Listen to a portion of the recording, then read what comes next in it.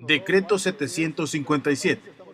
El decreto 757 de la Ley Especial Transitoria para contener la pandemia por la enfermedad COVID-19 fue aprobado el 29 de octubre, luego vetado por el presidente Bukele.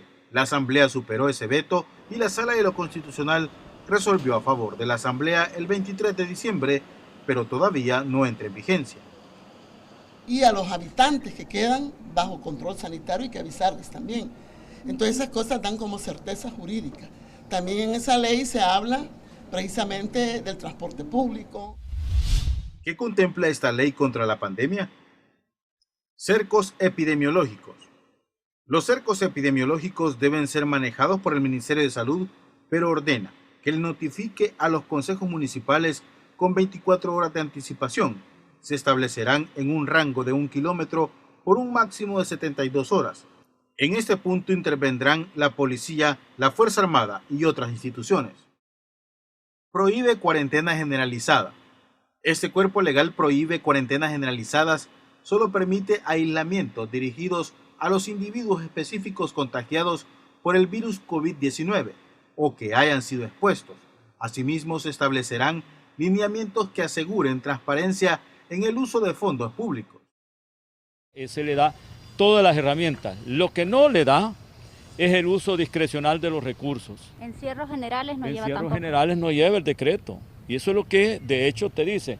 Y es más, todavía te dice que cuando vas a echar a andar una cuarentena, digamos a un municipio en particular que tiene algún crecimiento del contagio, esto deben de cumplir con ciertos parámetros.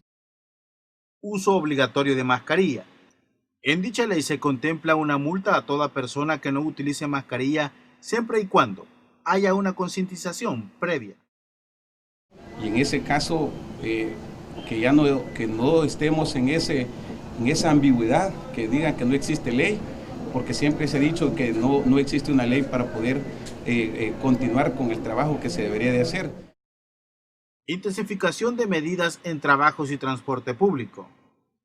Dentro de los aspectos que rige el marco normativo se encuentra la intensificación de medidas sanitarias en lugares de trabajo y transporte público de pasajeros.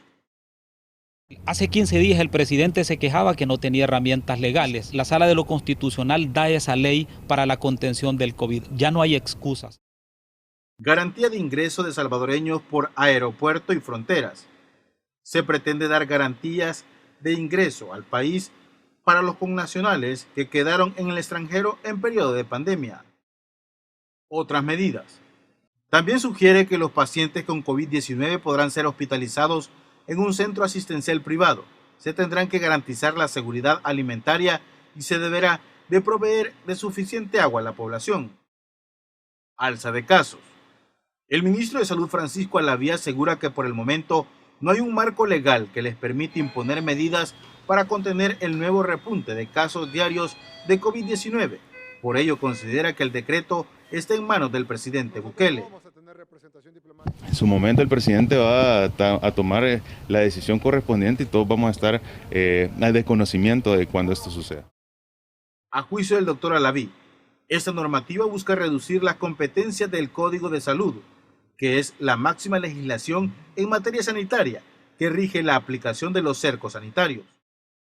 Sigue siendo una ley que no está vigente. Entonces, en su momento, cuando esta ley esté vigente, pues se va a empezar a cumplir todas las condiciones o todas las situaciones que expresó la sala. En ese sentido debemos comprender que esto no solo se trata de una acción a favor del manejo de la pandemia, sino que de una serie de actividades que tienen que tomarse en cuenta para generar los mejores efectos, y a veces se pueden optar por hacer creer que en uno de estos aspectos va incluido toda la estrategia para poder controlar la enfermedad, y realmente lo que se está haciendo es atando de manos al Ministerio de Salud como se ha venido haciendo en todo el tiempo.